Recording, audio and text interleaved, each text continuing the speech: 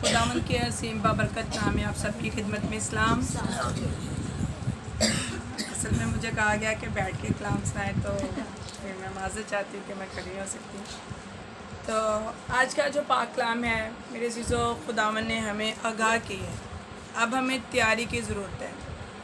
आज अगर हम तैयार नहीं होंगे तो फिर हम पीछे रह जाएंगे। अगर हम कलाम मुक़द्दस में से मुक़द्दस लूका रसूल की अंजील, जिनके पास खुदा का कलाम है, वो मेरे साथ निकालें। उसका 21 बाब और उसकी 10-11 आयत, जिसे पहले मिले वो पढ़ सकते हैं मेरे साथ।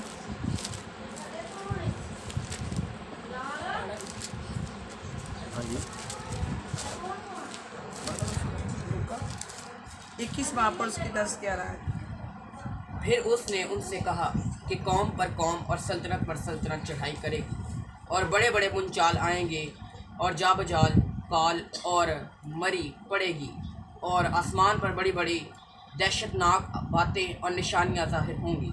आमीन। मेरे चीज़ों, कलाम मुक़द्दस में से लूका की अंजील में हमने ये पढ़ा कि कौम पर कौम, सल्तनत पर सल्तनत चढ़ाई करेगी, बड़े बड़े बुनचाल आएंगे और मरी पड़ेगी। खुदावंद यीशु मसीह जब इस ज़मीन पर थे, अपने दोस्तों के साथ, अपने शागिर्दों के साथ मिलते, और उनमें से शागिर्दों ने कहा कि खुदावंद हमें बता तेरे आने और दुनिया के आखिर होने का वक्त कैसा है। और खुदावंद यीशु मसीह ज़ैतून के पहाड़ पर उनको ले गए और उनको बताया कि किस तरह मेरा आना होगा और क्या निशानियां हैं मेरे आने की। अब आप लोग घबराएं नहीं। सबसे पहले मैं अपने इस टॉपिक पे आपको मैं ये बताना चाहती हूँ कि हमें घबराने की ज़रूरत नहीं है, हमें खुशी मनाने की ज़रूरत है। खुदावंद के कलाम में जब हम दुआ करते हैं कि हम रो रो के दुआएं करते हैं, इल्तिजाएं करते हैं, खुदावंद कहता है मैं तुम्हारे सब आंसुओं को पोंछ डालूंगा।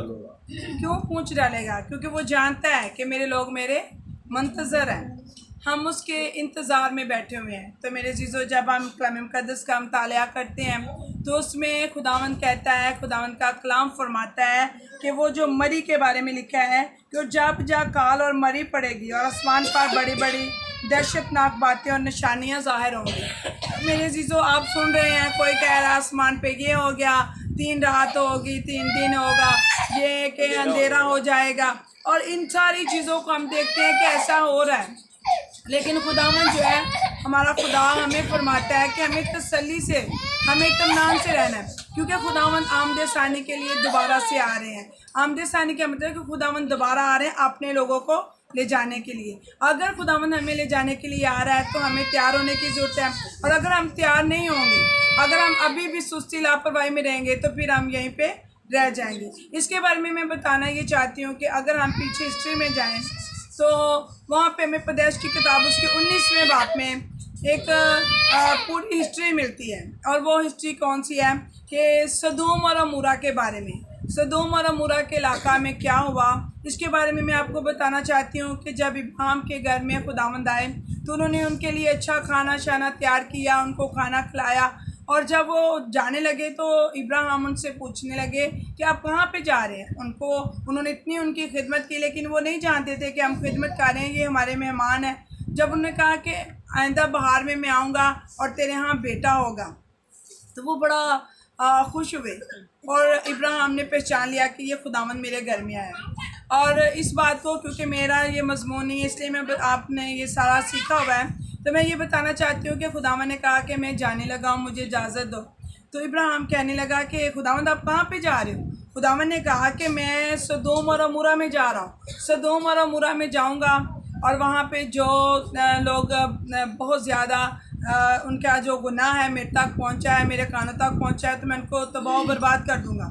इब्राहिम को किसकी ख्वाहिश थी? उसका एक भतीजा था, उसका भतीजा जो भाई था वो वहाँ पे था, और वो खुदावंद से दरख्वास्त करने लगा, भाग के कहने लगा, खुदावंद अगर वहाँ पे उस मुल्क में 50 लोग हुए, खुदावंद ने कहा तेरी खातिर मैं उनको बख्श दूँगा। फिर उसने 45, फिर 40, इसी तरह वो 10 तक आ गया भागता हुआ। एक 99 बरस का बुजुर्ग है और वो भाग रहा है, भाग के खुदावंद से इल्तमास कर रहा है कि अगर इतने लोग हुए, लेकिन वो क्या करता है, खुदावंद कहता है कि अगर 10 भी हुए तो तेरी खातिर उनको मैं छोड़ दूंगा, माफ़ कर दूंगा। तो मेरे चीज़ों, जब वो भागता रहा तो वहाँ पे 10 लोग भी ना थे, सिर्फ एक उसका भाई तो भतीजा था, लूत वही था। और खुदावन जब उस मुल्क में गया, वहाँ पे इस कदर बदकारी थी कि ज़नाकारी रूज पर थी, लोग झूठ पर झूठ बोलते थे, और बहुत सारे ऐसे गंदे घिनौने गुनाह थे जो खुदावन को पसंद ना थे। खुदावन ने इस गुनाह को जब देखा तो खुदावन को गुस्सा आया, खुदावन का कहर भड़का, और उसने क्या किया कि अपने बंदा लूत को बाहर निकाला और उस मुल्क में क्या किया, आग और गंधक के ढेर लगा दिए और उस सारे मुल्क को तबाह बर्बाद कर दिया। मेरे अज़ीज़ों, उनमें कोई भी एक भी बंदा जो रास्तबाज ना था, एक ही था, और वो लूत था। और लूत का जो घराना था, खुदावन ने उसको बचा लिया। उसके घराने के कुछ लोग जो थे वो भी इस पर ईमान ना लाए, उन्होंने भी खुदा के बात को ना सुना, तो वो भी वहाँ पे मिलियामिट हो गए।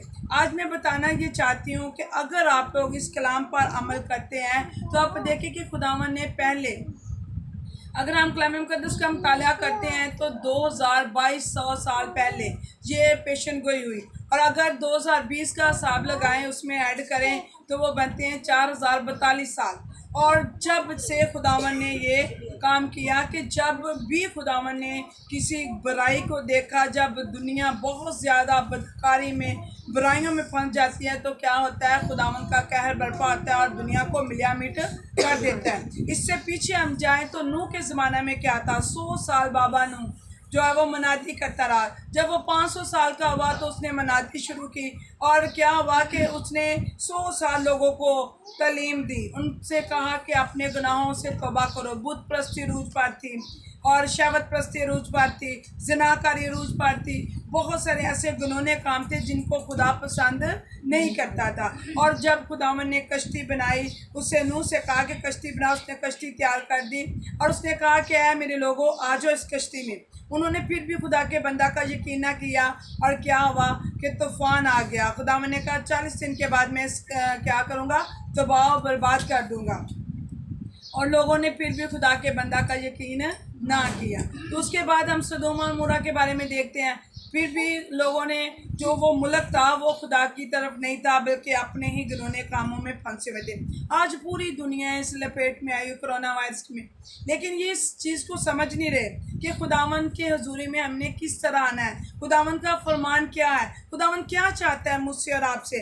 अगर हम अपनी ज़िंदगी में अपने गुनाहों से तौबा नहीं करेंगे, आपको पता है कि हम लोग कहते हैं हम मसीही हैं, हम खुदा के साथ चलने वाले लोग हैं, लेकिन हकीकत बात यह है कि हम फर्जी मसीही बने हुए हैं। ना तो हमारा किरदार ऐसा है, हम जब बैठते हैं तो ढेरों लोगों के बारे में खिलाफ वर्जी करते हैं।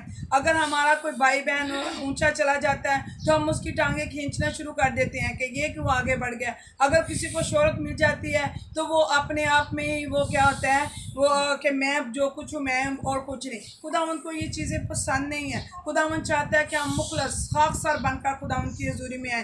तो फिर हम देखते हैं गिनती की किताब, गिनती के 11वें बाब में अगर हम देखते हैं तो उसमें भी हमें एक हवाला मिलता है, एक बात मिलती है कि खुदावन जब अपने लोगों से कलाम करता है, और खुदावन का बंदा जो मूसा है, वो मुकद्दस मूसा, वो बनी इसराइल को मिस्र की गुलामी से निकाल कर लाता है, तो वो उस पर बुड़बुड़ाते हैं। वो लोग उस पर ताने ज़नियाँ करते हैं कि हम तो वहाँ पे खीरे खाते थे, गोश्त खाते थे, हम ये खाते थे, वो खाते थे। जिस तरह आज घरों में भी बंद है तो हम कहते हैं हाँ हम वहाँ पे आज आप बहुत कुछ खा रहे हैं, अच्छा खाने को मिल रहा है, अच्छा पहनने को मिल रहा है, फिर भी बुड़बुड़ाना हमारी फितरत में है। इसी तरह जो बनी इसराइल के लोग थे वो भी बुड़बुड़ा रहे थे, खुदा के ऊपर बुड़बुड़ा रहे थे, खुदा के बंदा मुकद्दस मूसा पर बुड़बुड़ा रहे थे, और कहते थे वहाँ पे हम वाफर मकदार में खाना खाते थे, गोश्त खाते थे। तो खुदावन ने के बंदा मुकद्दस मूसा ने खुदावन से कहा कि ये लोग बुड़बुड़ा रहे हैं, ये चला रहे हैं मुझ पर। खुदावन ने कहा ठीक है, आज शाम उसने बटेर भेजे, एक दिन बटेर, 2 दिन, इतनी ज़्यादा तय लगी, और उसने कहा कि जा इनसे कह के जितना गोश्त खाना चाहते हैं खा ले। और अगर आप कलाम मुक़द्दस में से गिनती की किताब का मुताला करें 11वें बाब का, तो उसमें आपको सारी हिस्ट्री मिलेगी कि जब वो गोश्त उनको लिए ज़मीन पर इकट्ठा हो गया, तो जब वो खाने लगे पका कर, अभी वो खाने ही लगे थे कि उन्होंने अपने दांतों के नीचे वो गोश्त रखा, चबाने लगे, तो वहीं पे वो वबा जो थी उनको आ गई और वो मर गए सारे, उनको खाना नसीब भी ना हुआ, क्योंकि वो किस पर बुड़बुड़ा रहे थे? खुदा के बंदा पर, खुदा पर बुड़बुड़ा रहे थे। आज भी मेरे चीज़ों जो लोग बुड़बुड़ाते हैं, जो आज भी खुदावन पर उंगलियां उठा रहे हैं, जो आप भी खुदा के बंदों पर उंगलियां उठाते हैं, तो खुदावन ने उनको गोश्त खाना भी नसीब ना किया। आज मेरे चीज़ों हम इस बात को देख रहे हैं कि खुदावन को जब गुस्सा आता है, खुदावन का जब कहर बरपा आता है, तो कब आता है? जब इंसान अपनी रक्षों से बाज नहीं आता, जब इंसान अपने गुनाह की दलदल में फंसा जाता है, तो फिर खुदावन को भी गुस्सा आ जाता है। तो मेरे चीज़ों अगर हम गिनती की किताब 16वें बाब में देखते हैं, वहाँ पे भी खुदा का बंदा मुकद्दस मूसा वो अपने लोगों के साथ, खुदा के साथ हम कलाम होता है, खुदा के साथ बातचीत करता है, तो वो लोग क्या करते हैं? वो भी खुदावन के बंदा पर बुड़बुड़ाते हैं। वो कहते हैं कि तू ज़्यादा बखूर नहीं जला सकता, तू ज़्यादा खुदा के करीब नहीं है, हम भी खुदा के करीब हैं, हम भी दुआ कर सकते हैं, हम भी कलाम पढ़ सकते हैं, हम भी बखूर जला सकते हैं। तो वहाँ पे जो कोरा दातन और इबीराम, ये सारे जो थे, ये 3 शख्स थे और तीनों के जो फैमिलियाँ थी इनके साथ थी, और वो क्या कर रहे थे? खुदावन के बंदा को शिकस्त देने की और खुदावन के बंदा को डिग्रेड करने की कोशिश कर रहे थे। और क्या हुआ कि जब ये तीनों के तीनों खुदा के साथ बहुत ज़्यादा खुदा के बंदा के साथ बदतमीज़ी कर रहे हैं या अपने आप को बेहतर समझ रहे हैं, तो खुदावन का गुस्सा भड़का। अगर आप कलाम मुक़द्दस में से देखना चाहते हैं तो मेरे साथ निकालिएगा गिनती की किताब 16 बाब और उसकी 25 आयत से हम पढ़ेंगे, या 25 आयत में हम 28 आयत से पढ़ेंगे। तब मूसा ने कहा उससे, तुम जान लोगे कि खुदावन ने मुझे भेजा है कि ये सब काम करूं, क्योंकि मैंने अपनी मर्ज़ी से कुछ नहीं किया। अगर ये आदमी वैसी ही मौत से मरे जो सब लोगों को आती है, या इन पर वैसे ही हाथ से गुजरें जो सब पर गुजरते हैं, तो मैं खुदावन का भेजा हुआ नहीं हूँ। पर अगर खुदावन कोई नया करिश्मा दिखाए और ज़मीन अपना मुंह खोल दे और इनको इनके घर बार समेत निगल जाए और ये जीते जी पताल में समा जाए, तो तुम जानना कि इन लोगों ने खुदा की तकरीर की है। मेरे अज़ीज़ों, इस कलाम मुक़द्दस में उन लोगों ने जो खुदावन की तकरीर की, उसके बंदा को सताया, तो खुदावन ने कहा, खुदावन के बंदा मुक़द्दस मूसा ने कहा कि खुदा बाप इन पर ऐसा आफत भेज, इन पर ऐसा काम कर कि जो पहले ना हुआ है, जो ना किसी हादसे में गुजरा हो, बल्कि वो हो जो इनके लिए बहुत बुरा। ज़मीन जो है वो खुल जाए, ज़मीन अपना मुंह खोल ले। और उन क्या हुआ? ज़मीन ने ऐसा ही किया, ज़मीन ने अपना मुंह खोला और वो सारे के सारे ख़ानदानों समेत उस ज़मीन के अंदर चले गए और ज़मीन ने ऊपर से अपना मुंह बंद कर दिया। तो मेरे अजीज़ों, ये है खुदा को सताया जाना, खुदा के लोगों पर उंगलियां उठाया जाना। फिर खुदा को कहर आता है, खुदा को गुस्सा आता है, क्योंकि जो उसके भेजने वाले को कबूल नहीं करता वो खुदावंद को कबूल नहीं करता। फिर खुदावंद ये आपने इसलिए भेजता रहा। ये कब हुआ? 1452 साल पहले। और जब अगर हम 2020 को लगाएं तो बनता है 3472 साल। इतने मुद्दत साल पहले, मसीह के आने से पहले ये वबा आई और ज़मीन ने अपना मुंह खोला और इन लोगों को क्या किया?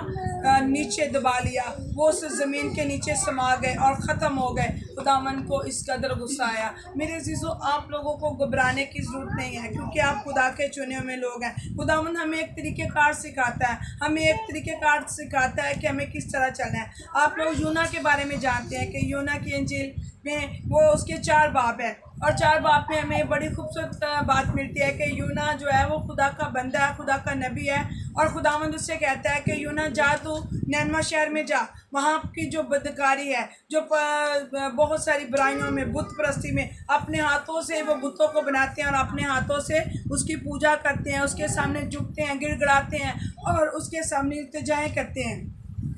खुदावन किस बात के लिए गुस्सा आया? और खुदावन ने कहा कि देख, नैनवा शहर के लिए एक बार क्या करता हूँ? मनादी करता हूँ। अगर वो लोगों ने तौबा कर ली तो ठीक है, अगर नहीं करेंगे तो क्या होगा? मैं इनको भी मिलियामीट कर दूंगा, इनको भी तबाह बर्बाद कर दूंगा। उसने बंदा अपने यूना नबी से कहा कि जा नैनवा में जाके मनादी कर, तौबा की मनादी कर। और यूना ने क्या किया? अपनी सोच में, अपने जहन से सोचा और कहाँ पे चला गया? तरसीस के जहाज़ में बैठ गया। वो मरते हैं तो मरने दे, क्योंकि उनकी बदकारी जो है वो खुदा तक पहुँच चुकी है। वो तौबा नहीं करेंगे। जिस तरह हम लोग कह देते हैं कि हम फ़लाँ घर में नहीं जाएंगे, हम लोग खुदा की खिदमत नहीं करेंगे, उनकी जो है खुदा उनसे खुद ही बदला लेगा, वो हमारे कहने में नहीं आएंगे। इसी तरह यूना ने भी इंसानी ज़हन रखते हुए खुदा की तरफ ध्यान ना दिया, बल्कि अपनी सोच के साथ क्या किया?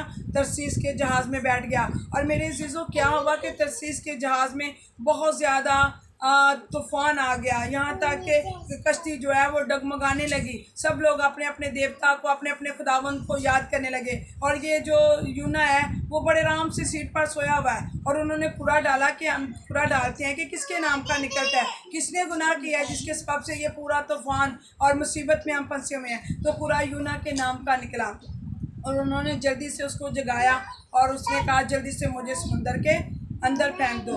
उन्होंने कहा हम क्यों फेंके? तेरे खून का बदला हमारे सर पे है। उसने कहा ऐसा नहीं होगा, बल्कि खुदावंद आप लोगों को क्या करेगा? बचा लेगा, क्योंकि मैंने गुनाह किया है, उसकी सज़ा मुझे मिलने वाली है। और खुदावंद आप पर कोई आपका खून का बदला नहीं लेगा, आप मुझे ऐसा करे समुंदर में फेंक दो। जब उन्होंने ऐसा किया तो खुदा ने मछली को हुक्म दिया हुआ था, और वो मछली जो थी वो कश्ती के चारों ओर घूम रही थी कि अगर खुदा का बंदा नीचे गिर गया तो खुदा से मुझे सज़ा मिलेगी, क्योंकि खुदा किसी को नहीं छोड़ता। तो फिर क्या हुआ कि उसने जब उसका बंदा यूना नबी जब समुंदर के अंदर गया तो मछली ने उसको अपने मुंह के अंदर डाल दिया। अगर आप लोग देखें तो वो मछली जो है उसने क्या किया? उसने अपना मुंह खोला और यूना को अपने अंदर निगल लिया।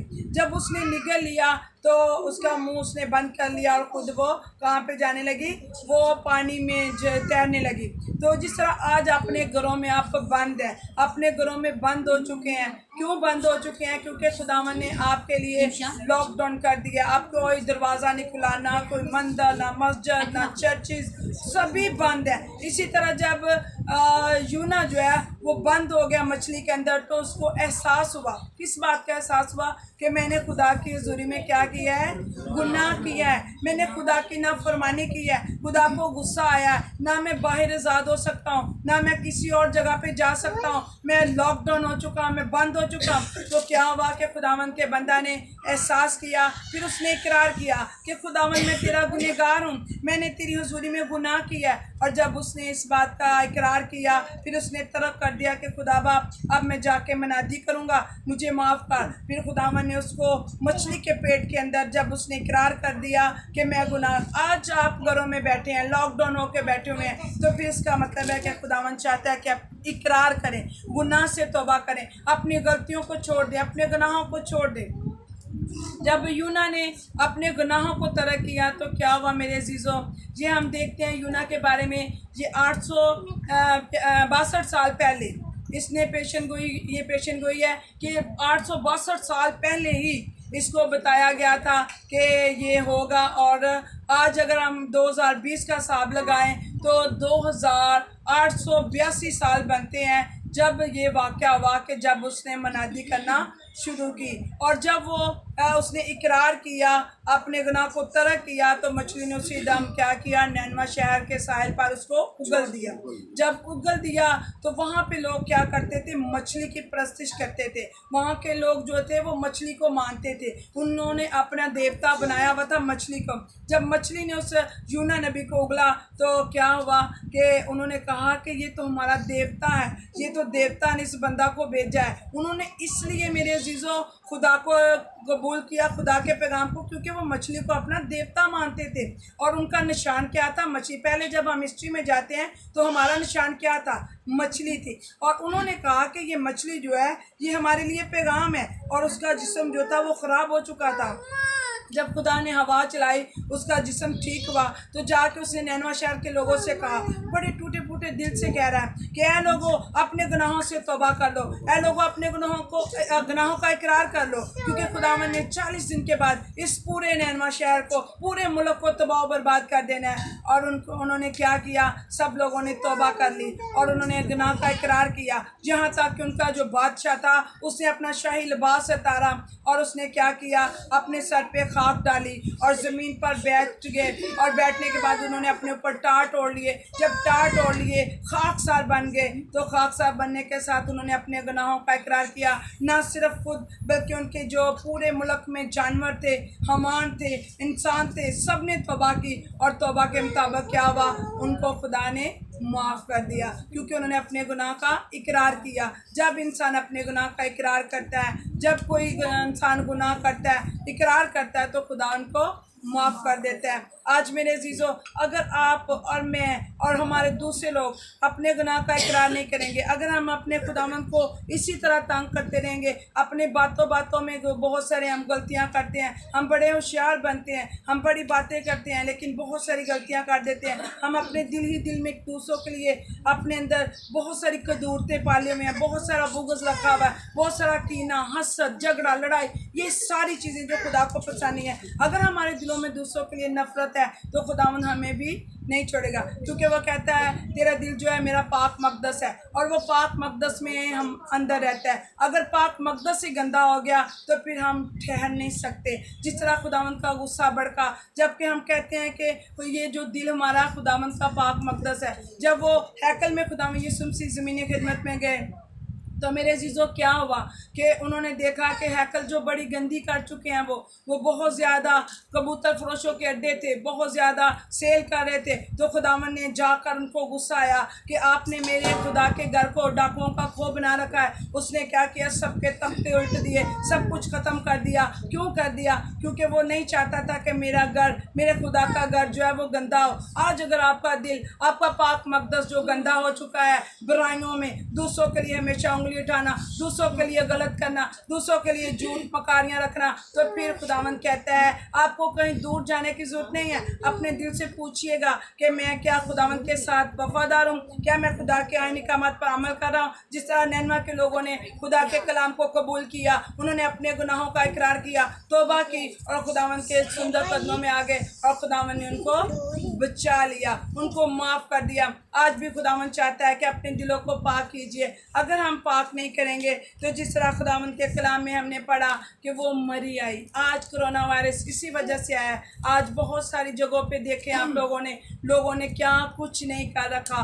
गुनाह इस कदर अरूज पर है, गुनाह और बदकारी इस कदर अरूज पर है कि इंसान जो है वो खुद देखता है, करता भी इंसान खुद है और देखता है तो हैरान हो जाता है, परेशान हो जाता है और कहता है कि खुदारा ये क्या कर रहे हैं लोग। आज खुदावंद का गुस्सा भड़का। आज क्यों? आज कितने देर से आपका लॉकडाउन हो चुका है, 1.5 माह हो चुका है कि लॉकडाउन हुआ है, लेकिन लोग परेशान है, अपने घरों में मुश्किल है, तौबा कोई नहीं कर रहा। जब तक हम सब लोग, पूरी दुनिया तौबा नहीं करेंगी, अगर हम तौबा नहीं करेंगे तो फिर हम बच नहीं सकते। और अगर जो लोग तौबा कर लेंगे, जिस तरह नैनवा के लोगों को खुदावंद ने बचा लिया, तो आज खुदावंद मुझे और आपको यही पैगाम देता है। खुदावंद के कलाम में जो मरी का जिक्र है वो यही है कि लोग क्या होगा, मरेंगे। अभी तो आसमान पर बहुत सारी दहशतनाक चीज़ें आपको नज़र आएंगी, आसमान से बहुत ज़्यादा ऐसी दहशतनाक चीज़ें आपको नज़र आएंगी, तो वही लोग घबराएंगे जो खुदावंद से दूर हैं। लेकिन जो खुदावंद के मुंतज़र है, क्योंकि खुदावंद जो है वो जल्द आने वाला है, उसका फरमान है कि मैं आ रहा हूँ अपने लोगों को लेने के लिए। वो लोग घबराएंगे नहीं, वो डरेंगे नहीं, वो खौफज़दा नहीं होंगे जो आज भी खुदावंद का इंतज़ार कर रहे हैं, जो खुदावंद के कलाम को सुनना चाहते हैं, जो खुदावंद के कलाम पर अमल करना चाहते हैं। वो आज भी खुदावंद की मुंतज़र हैं, वो खुदावंद का इंतज़ार कर रहे हैं। तो खुदावंद अपने उन लोगों को लेके जाएगा, बाकी सब लोगों को मिलिया मिट कर देगा, बर्बाद कर देगा। जिस तरह नूह के लोगों को बर्बाद कर दिया, जिस तरह सदोम और अमोरा के लोगों को बर्बाद कर दिया, जिस तरह के मूसा के दौर में उन लोगों ने क्या किया, बगावत की, तो वो ज़मीन के नीचे चले गए। और बहुत सारे लोगों को अगर हम गिनती की किताब का मुतालिया करें तो उसमें लिखा है कि बहुत सारे लोग जो हैं वो क्या हैं, वो बर्बाद हो गए। कोई 1,85,000, कहीं पे 13 लाख लोग बर्बाद हो रहे हैं। तो मैं बताना ये चाहती हूँ कि यशायाह नबी भी हमें इसके बारे में फरमाते हैं। अगर उसके 26 पाप और उसकी 20वीं आयत में देखें तो वो कहता है कि अपने कमरों के अंदर पीछे दरवाज़ा बंद कर लें और अपने खुदावंद का इंतज़ार करें और गज़ब को टलने दें। जब तक कि गज़ब टाल ना जाए अपने का आपको क्या करो, खुद बंद को छिपाए रखो।